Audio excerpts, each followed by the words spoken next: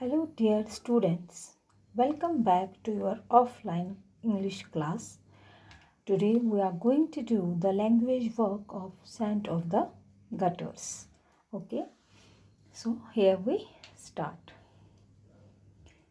First of all, in your language work, in this prose, we have a passage. ठीक है, हमें एक passage दिया गया है. इस पैसेज के अकॉर्डिंग फिर नीचे फिलअप्स दिए हैं, ये आपको फिल इन करने हैं.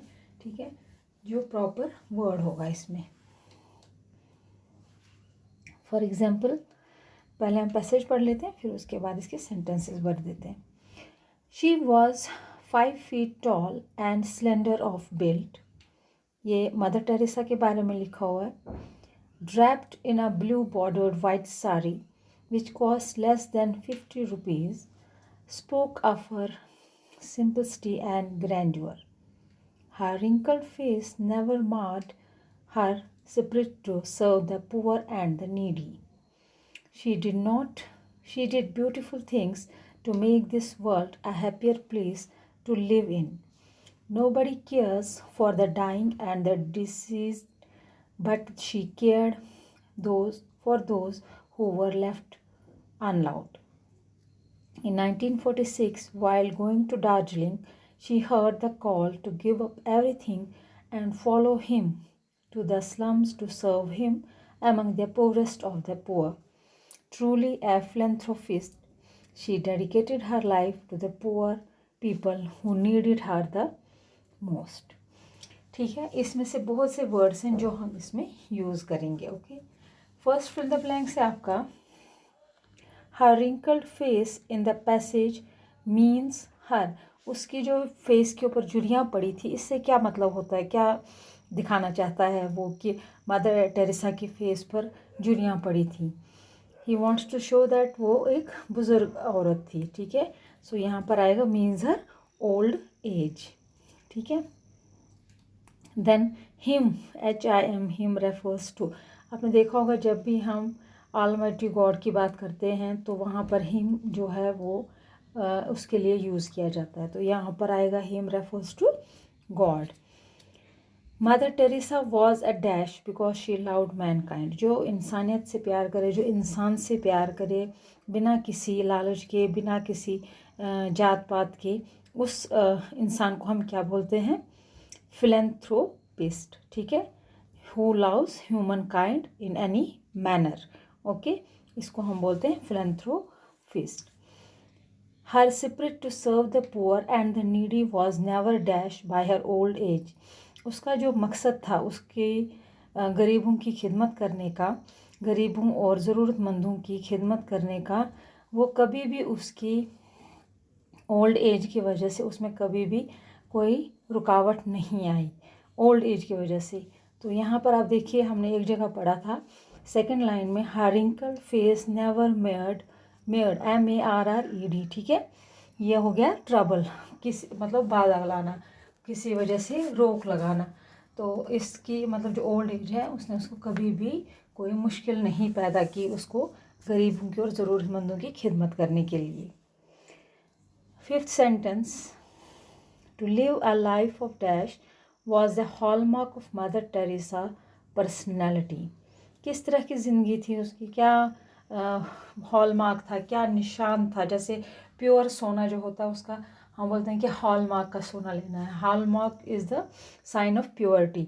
तो मदर टेरेसा का हॉलमार्क क्या था, simplicity. Okay, to live a life of simplicity was the hallmark of mother Teresa's personality. तो इस तरह से आपका पैसेज जो है वो कंप्लीट हो जाता है.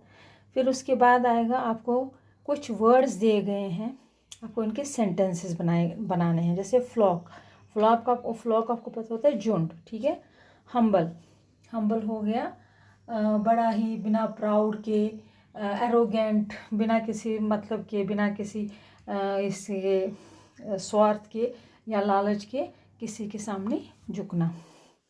बड़ा हम्बली मतलब बोलते हैं कि वो ही इज़ वेरी हम्बल, वो बड़ा ही एरोगेंट है, बड़ा ही वेल बिहेव्ड है, बिना प्राउड के है. ठीक है, तो डिग्निटी मीन्स अपना रुतबा, ठीक है। एंड मिस्टिक होता है बड़ा ही स्ट्रेंज, जो बहुत ही फना फिला हो, जिसके जैसा कोई ना हो, ठीक है। तो मिस्टिक। डिससेपरेट हो गया होपलेस। सो होपलेस, जिसकी कोई उम्मीद ना उम्मीद होना। तो इस तरह से आपके पास ये 5 वर्ड्स हैं, इनके आपके सेंटेंसेस बनाने, वो हम आगे दिखाएंगे। जैसे देखिए आपका पैसेज यहाँ पे सॉल्व हुआ है। फर्स्ट वन में ओल्ड एज आएगा, सेकेंड वन में गॉड आएगा, थर्ड वन में फिलैंथ्रोपिस्ट आएगा, फोर्थ वन में मेयर्ड आएगा and fifth one is simple stay. और मतलब मैंने आपको बता दिया। और सेंटेंसेस आपके सामने हैं। Flock, the shepherd took her flock of sheep to the forest to graze. Flock of sheep means भेड़ों का झुंड। कहाँ पे लिया? जंगल में घास चराने के लिए।